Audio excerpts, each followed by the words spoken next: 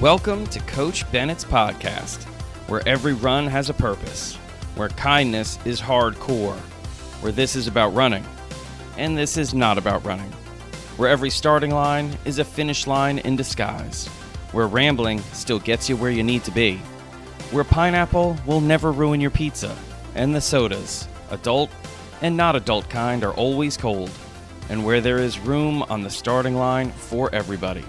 I'm Coach Bennett. Thank you for letting me be a part of your day. Let's get started. Welcome to episode 105 of Coach Bennett's podcast. Happy Global Running Day. Now, here's the thing. Technically, this is going to be released on Global Running Day, which is June 4th. And it's going to be released on June 4th in many places, maybe not all. So there are some places on this glorious and wonderful and beautiful planet of ours on June 5th. But I'm recording it on June 4th. So I'm kind of in that Global Running Day vibe high. So just bear with me. And guess what? Accept the salutations, right? The celebration of Global Running Day. And you know what's cool? Like, you celebrated it, many of you probably celebrated it yesterday or 2 days ago or a week ago, and here's your excuse to celebrate it again. So, let me say it again, Happy Global Running Day 2025. Let's go! Now, I'm kind of winging this. I had a few ideas for this week. There was going to be, it was a couple options. It was up in the air. There was going to be another one of those kind of like tips podcasts that I was going to do, or like a how-to or how best to podcast. And then I just got back home and I thought, you know what?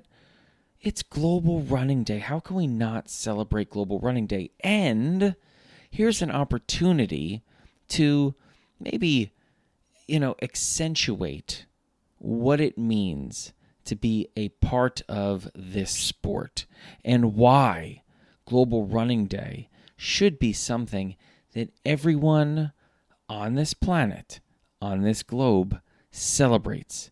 It shouldn't be something that excludes. Global Running Day should be all about inclusion. It should include everyone.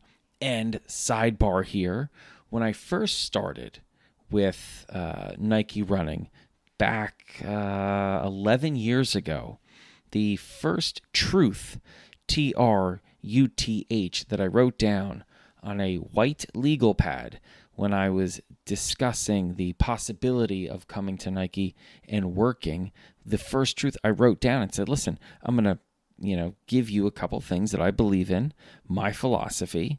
And if you ask me to go against any of these things, I'm going to tell you no, I'm not going to do it.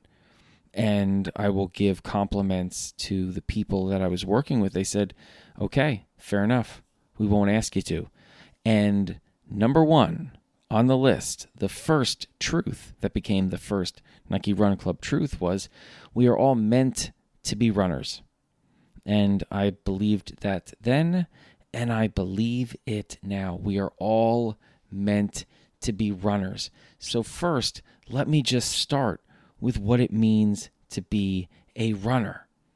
In the dictionary, it's very simple. Definition 1 of runner, one that runs. Okay, fantastic. Makes sense. One that runs. If you look at the definition there of runner, there is no mention about a specific pace. There's no mention about a specific distance. It doesn't say one that runs 5-minute K pace or 9-minute mile pace or faster. It doesn't do that. The definition for runner doesn't say one that runs at least 3K or at least 3 miles. It doesn't do that.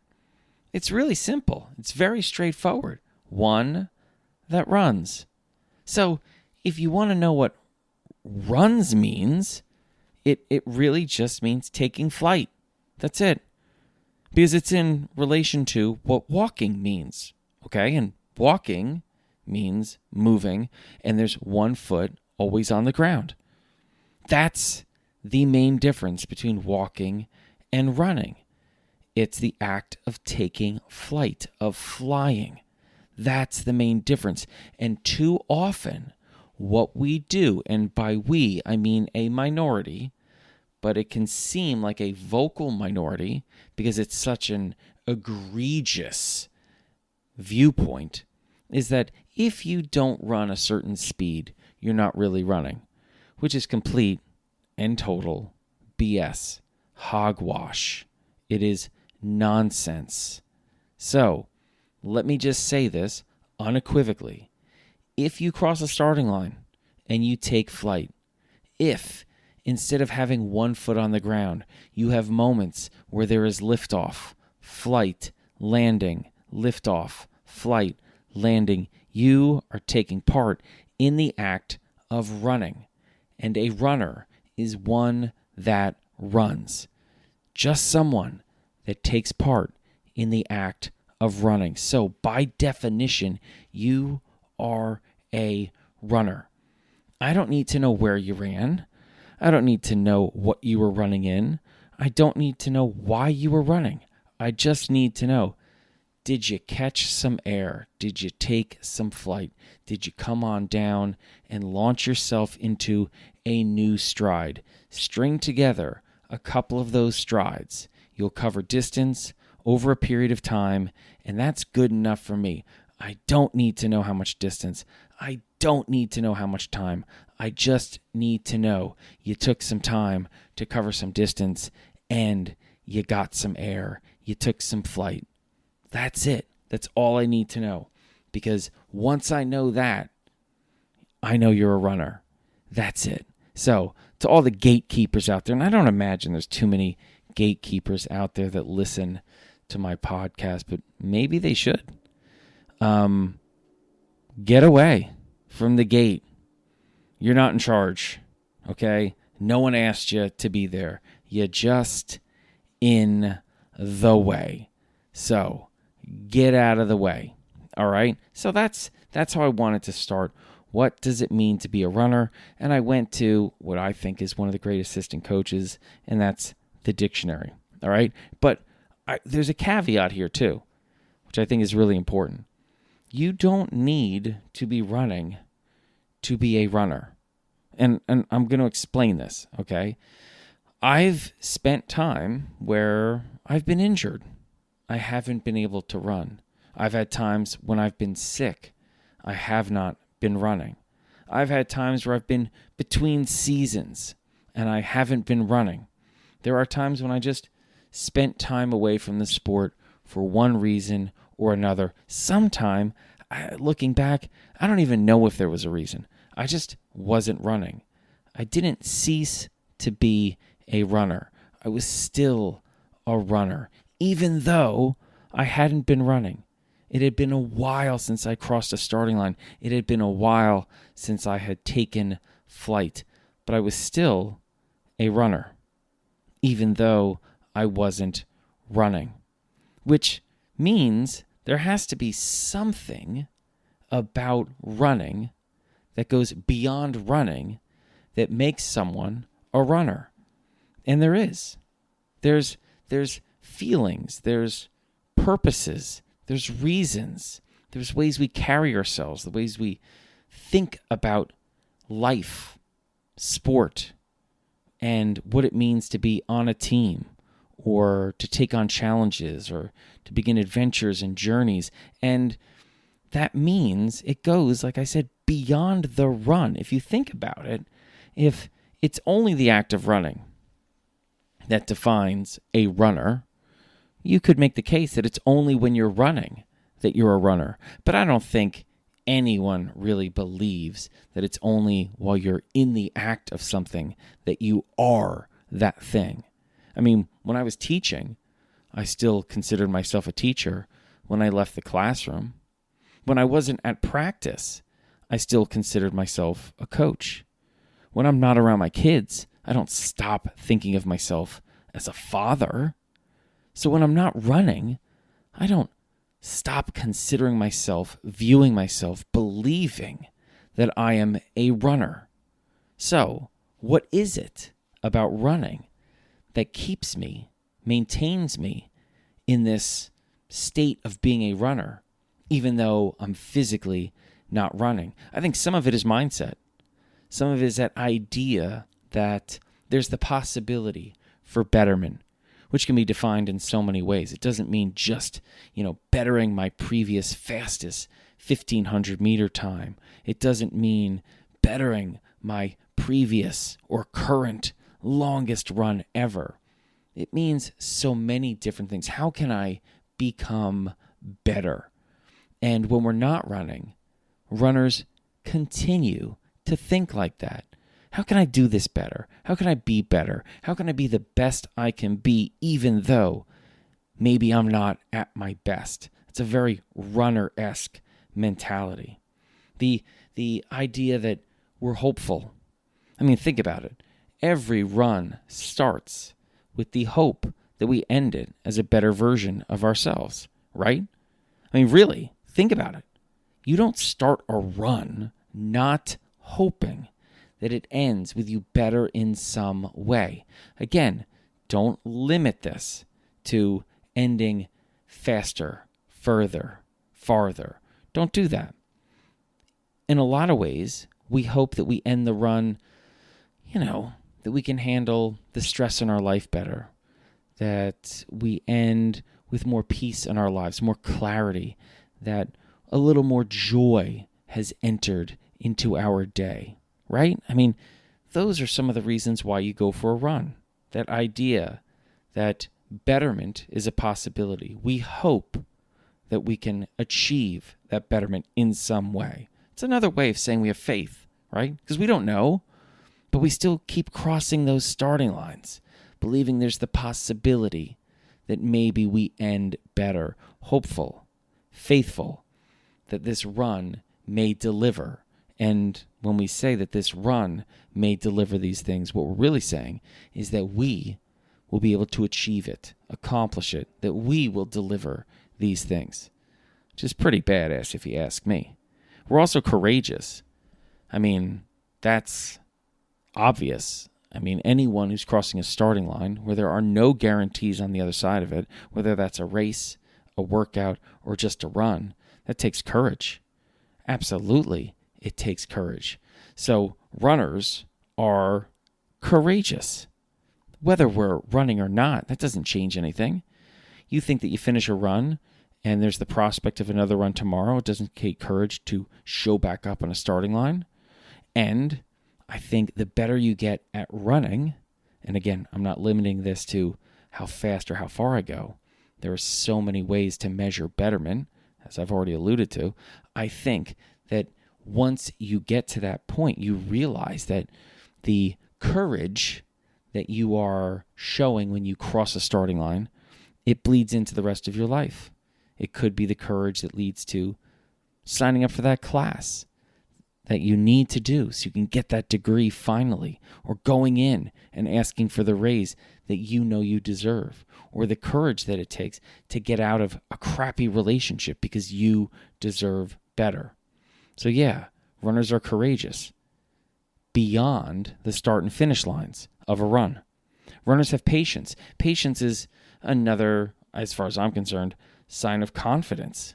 And what is confidence? Well, confidence isn't believing you can do something you haven't done before, or believing you're going to be able to do what you're setting out to do. Confidence is acknowledging and appreciating the achievements and accomplishments you've already achieved and accomplished. It's owning how badass you already are. That's what confidence means. It's not about what you're about to do.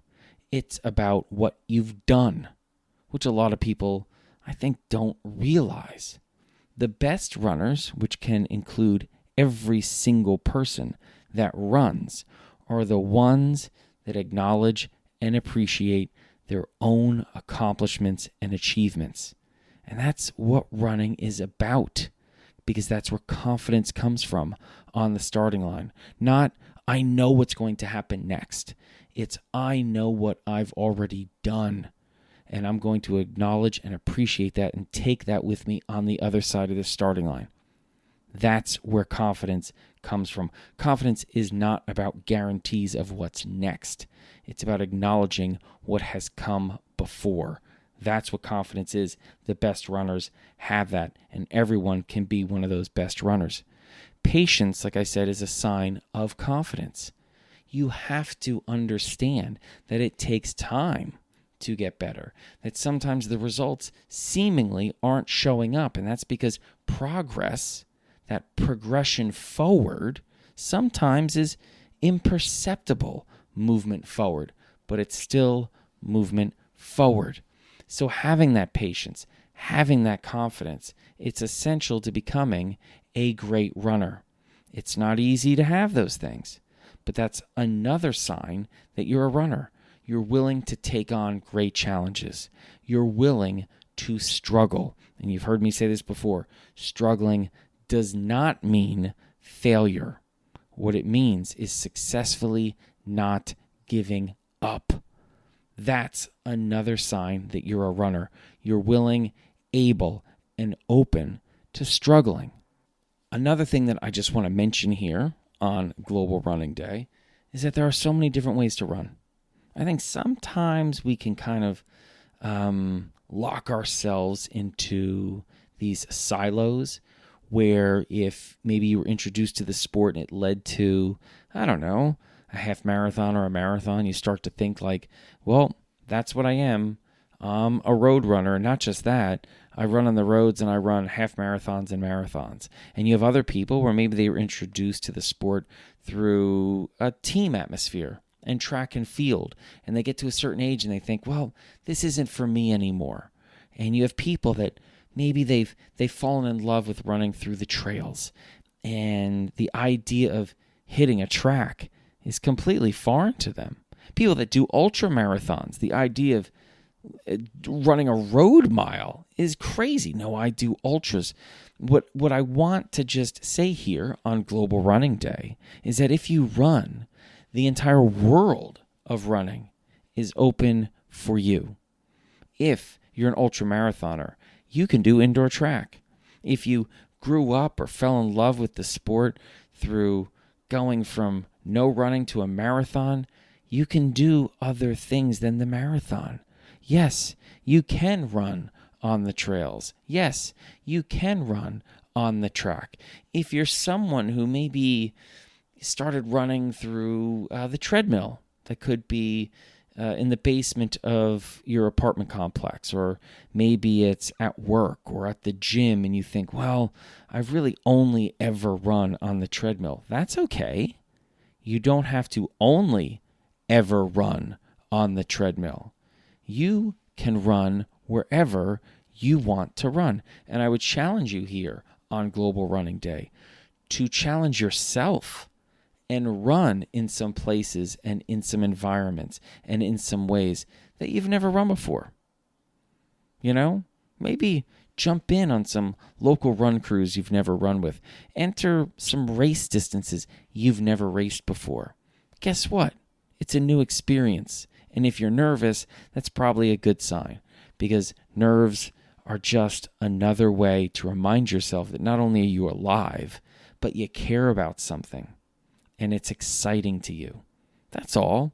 So bring in those butterflies. Bring on those butterflies. All right. The other thing is, maybe you're not into racing at all. All right. Like, I just want to throw that out there. Maybe you're like more like a soul runner, similar to like in surfing. You have soul surfers. They're not going to enter contests. That's fantastic.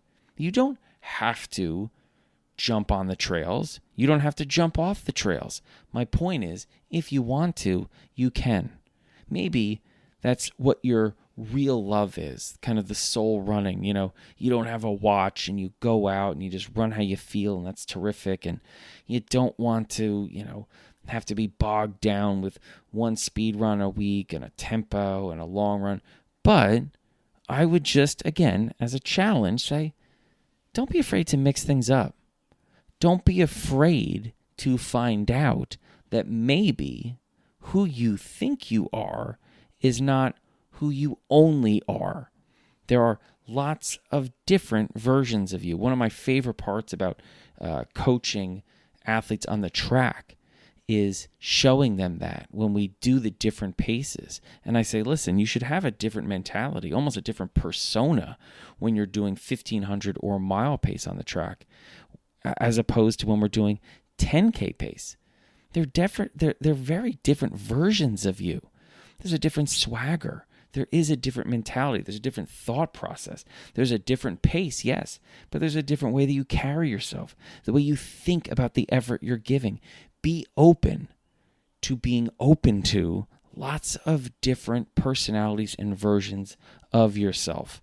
And yes, that means that if you've been, a lifelong trail runner, don't be afraid to sprinkle in a little something, something on the track. That's all I'm saying, okay? I think as we head into this next year, if this is Global Running Day, it means that we're also kicking off a new Global Running Year. Here are just a few things I think you should carry with you over the next 12 months until we get to Global Running Day 2026. Remember, once a runner, always a runner. This isn't just a reminder for you. It's also a reminder in regards to how you treat the people around you. Respect the fact that there are people that can't run anymore. They're still runners. They should still be treated with the respect you would give another runner. They should be celebrated as lifelong runners. As I mentioned, it's not just the act of running that makes you a runner. It's all of those other things. What you strive for, how you carry yourself, the way you view what it means to try to be a better version of yourself. So when you're working with people, when you're meeting people, when you're introducing yourself to people, when you're hearing people's stories about their relationship with running, in your head, remember, once a runner, always a runner. Now, there's also a great book called Once a Runner by John Parker, and if you haven't read it, you should definitely, absolutely read it. It's wonderful. Okay, another thing I want you to think about. Be a part of the sport, not apart from the sport. You've probably heard me say this before, and I say this, some of it kind of ties together with you don't need to be running to be a runner, because sometimes when we're away from the sport, we've been away from the sport, whether it's we've consciously chosen to do it for a reason or we've been forced to do it because of sickness or injury, you can still be a part of the sport. There's a lot of different ways you can do that. You can volunteer coach. You can just be a great teammate to those athletes that are able to run, even though it's during a time period where you can't run. You can go out and cheer at races. You can volunteer. There are so many different things you can do to maintain participation in this sport. You can be active in the sport of running even if you're not running. So be a part of the sport. Don't be apart from the sport. All right? Be a teammate. Be a great teammate. I think that's part of what it means to be a runner. Be a great teammate to others and yes, to yourself. If you really want to celebrate this sport, celebrate it by being a better teammate. And you can start by being a better teammate to yourself, because that's the one person that has to go on every single run with you. Every single run. And no matter how good you get at this sport, you'll never outrun yourself. So be a great teammate to yourself. That's one way you can celebrate Global Running Day every day. Be a great friend to yourself and to others. Be a great coach to yourself and others. There, I'm deputizing you as a coach, because just like you're a teammate to yourself, you're also a coach to yourself, whether you realize it or not. And I believe you have the ability to be your own best coach. So if you really want to celebrate this sport, be a great teammate, be a great friend, be a great coach to yourself. That's how you can do it. And I'll tell you what, if you can learn how to do it to yourself, you're going to do it to others, because it's easier to be a great friend, teammate, and coach to others. It is. It's just easier to do than it is to do it to ourselves. So you're a runner. You're open to taking on great challenges. to doing hard things. So being a great teammate, a great friend, and a great coach to yourself, it's a hard thing to do. So in a weird kind of way, you're like working on that muscle, doing hard things, by doing those things, being a great friend, teammate, and coach to yourself. And here's the cool thing. If you can do those things, it actually makes running easier. So by doing a hard thing, you're making running easier. Oh, that's awesome. All right. And lastly, celebrate the sport. Celebrate it. You're a part of it. You belong in this sport. Celebrate it, because when you celebrate the sport, you're celebrating yourself. And one of the best ways you can celebrate the sport is by sharing the sport. Invite people to the starting line. If you're in a community, a rich, vibrant community of runners, I know it can seem like everyone runs. I can assure you that's not the case. Almost everyone does not run. They need an invitation to the starting line. So I feel one of the best ways you can truly celebrate this sport is by sharing the sport. And here's the cool thing. When you celebrate the sport, by sharing the sport, you're saving the sport. That's pretty awesome. So that's what I wanted to talk about here on Global Running Day 2025. Oh yeah. So thank you. Thank you for listening, but really, thank you for being a runner. Thank you for being a part of this sport. And yeah, thank you for being a part of this community with Coach Bennett's podcast. Thank you for listening. Thank you for sharing the podcast. Thank you for rating and reviewing. And just thank you for showing up. Honestly, thank you for showing up. And happy Global Running Day. This was episode 105. So take care of yourself. Take care of each other, and I'll meet you on that next starting line. Thank you so much for listening to Coach Bennett's podcast today. And if you haven't already subscribed or set yourself as a follower to the podcast, I really hope you would. And make sure you check out the show notes, because in those show notes, you're going to find a link to Coach Bennett's newsletter and all the social media sites I'm on, like Instagram and Threads and Cameo and Blue Sky and Nope, not on that one anymore. So all the ones I am on, you're going to find it in the show notes, so check that out as well. And as always, thank you again for listening to Coach Bennett's podcast. Until next time, you keep taking care of yourself and each other.